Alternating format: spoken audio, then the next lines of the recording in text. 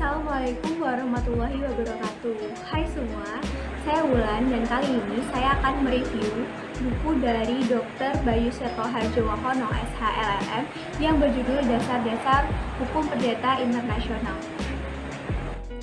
Buku ini berjudul Dasar-Dasar Hukum Perdata Internasional, ditulis oleh Dr. Bayu Seto Harjowahono SHLLM.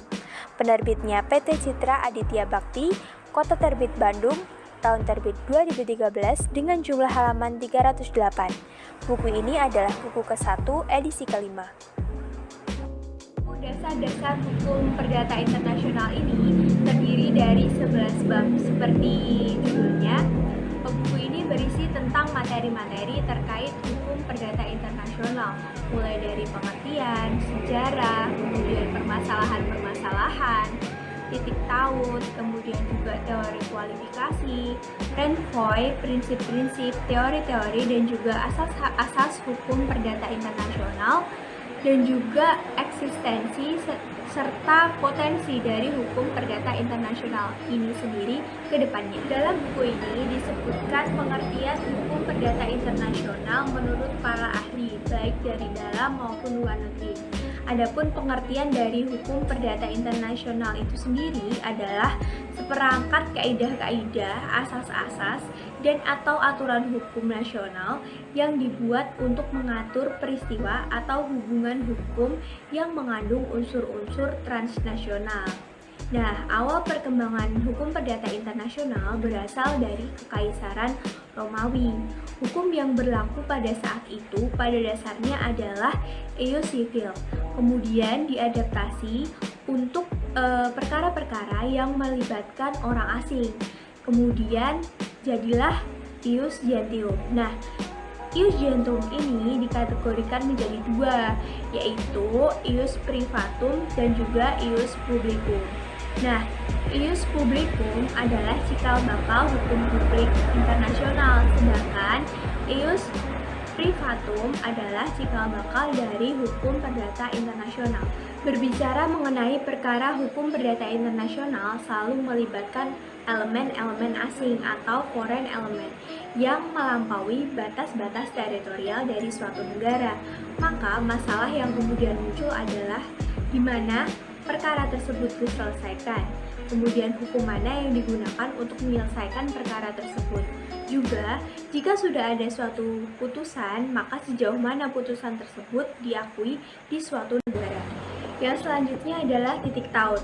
Titik taut adalah fakta dalam sekumpulan fakta perkara yang menunjukkan pertautan antara perkara itu dengan suatu tempat tertentu, dan karena itu menciptakan suatu relevansi dengan kemungkinan berlakunya suatu sistem atau aturan hukum intern di suatu tempat. Nah, dalam hukum perdata internasional dikenal dua jenis titik taut. Yang pertama yaitu titik taut primer.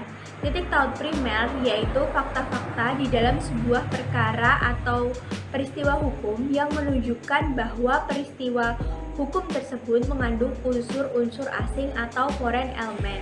Dan karena itu, peristiwa hukum yang dihadapi adalah peristiwa hukum perdata internasional dan bukan peristiwa hukum intern atau domestik suatu tempat.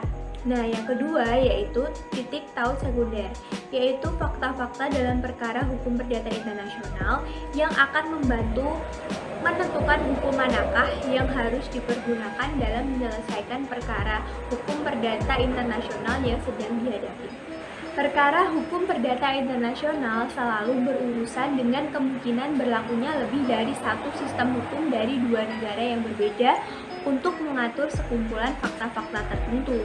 Maka proses kualifikasi dilakukan berdasarkan sistem hukum mana di antara berbagai sistem hukum yang relevan. Nah, dalam hal ini dikenal beberapa teori kualifikasi. Yang pertama yaitu kualifikasi lex fori.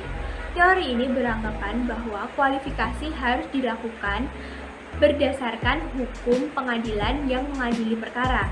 Kemudian yang kedua yaitu teori kualifikasi lex causa. Teori ini beranggapan bahwa kualifikasi dijalankan sesuai dengan sistem serta ukuran-ukuran dari keseluruhan sistem hukum yang berkaitan dengan perkara. Yang ketiga yaitu teori kualifikasi bertahap. Kualifikasi harus dilakukan dalam dua tahap. Kualifikasi tahap pertama dilaksanakan berdasarkan Lex scoring. Kemudian kualifikasi tahap kedua dilaksanakan berdasarkan Lex cause. Selanjutnya yang keempat adalah kualifikasi analitis atau otonom. Kualifikasi dilakukan terlepas dari kaitannya pada satu sistem hukum nasional tertentu. Nah, menurut kualifikasi ini seharusnya dikembangkan konsep-konsep hukum yang khas dan dapat berlaku secara umum. Dan yang terakhir atau yang kelima adalah teori kualifikasi berdasarkan tujuan HPI. Proses kualifikasi harus dijalankan. Tindakan dapat ditentukan terlebih dahulu, tetapi akan ditetapkan kemudian setelah penentuan hukum perdata internasional apa yang hendak dilindungi. Selanjutnya adalah renvoi atau penunjukan kembali. Renvoi adalah suatu pranata yang dapat digunakan untuk menghindarkan pemberlakuan kaidah atau sistem hukum yang seharusnya berlaku atau lex cause yang telah ditetapkan. Nah, dalam hal ini, pengadilan beranggapan bahwa perkara akan lebih baik diselesaikan berdasarkan kaidah hukum lex fori atau sistem hukum lain selain lex cause yang telah ditunjuk tadi. Nah, yang selanjutnya adalah asas-asas umum hukum perdata internasional dalam bidang-bidang hukum perdata. Yang pertama, asas-asas hukum perdata internasional tentang subjek hukum. Di sini dikenal dua asas, yaitu asas nasionalitas dan juga asas domisili. Yang kedua, asas-asas hukum perdata internasional dalam hukum keluarga. Validitas formal perkawinan pada berbagai sistem hukum berdasarkan asas locus regit actum diterima. Asas validitas suatu perkawinan ditentukan berdasarkan lex loci celebration. Sedangkan untuk perceraian dan akibat dari perceraian diselesaikan berdasarkan sistem hukum dari tempat lex loci celebration, joint nationality, domicile of choice, dan lex fori.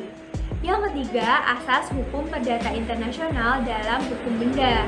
Nah, status benda bergerak ditetapkan berdasarkan asas nasionalitas, asas domisili, dan juga lex situs. Sedangkan status benda tetap ditetapkan berdasarkan lex situs. Nah, yang keempat adalah asas-asas hukum perdata internasional dalam hukum perjanjian. Adapun dalam hukum perjanjian, asas yang berkembang yaitu asas lex loci contractus, asas lex loci solutionis, dan juga asas kebebasan para pihak. Yang kelima, asas-asas hukum perdata internasional dalam perbuatan melanggar hukum. Nah, asas-asas ini diantaranya yaitu lex loci delicti commissi, lex fori, dan the proper of law. Nah, yang terakhir yaitu asas-asas hukum perdata internasional dalam pewarisan. Dalam buku ini dijelaskan ada dua asas, yang pertama yaitu lex situs, dan yang kedua yaitu lex domisili. Selanjutnya yaitu eksistensi dan prospek dari hukum perdata internasional. Saat ini teori HPI sedang berkembang menjadi sebuah metode daripada sebuah doktrin. Dengan pola yang demikian, maka harmonisasi hukum perdata internasional secara keseluruhan dapat diwujudkan.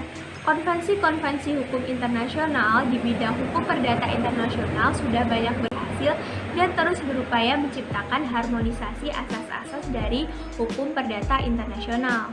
Nah, demikian tadi adalah isi dari buku dasar-dasar hukum perdata internasional ini. Nah, kali ini saya juga akan memberikan pendapat saya tentang kelebihan dan kekurangan dari buku ini.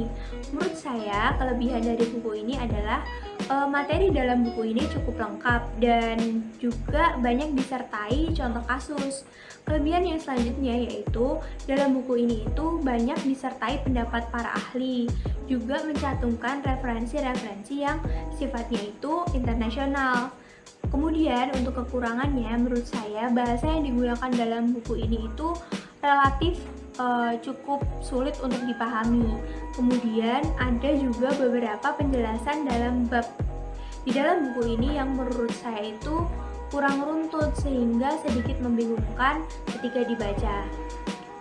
Nah, itu tadi adalah review buku dari saya. Kurang lebihnya saya mohon maaf. Wassalamualaikum warahmatullahi wabarakatuh.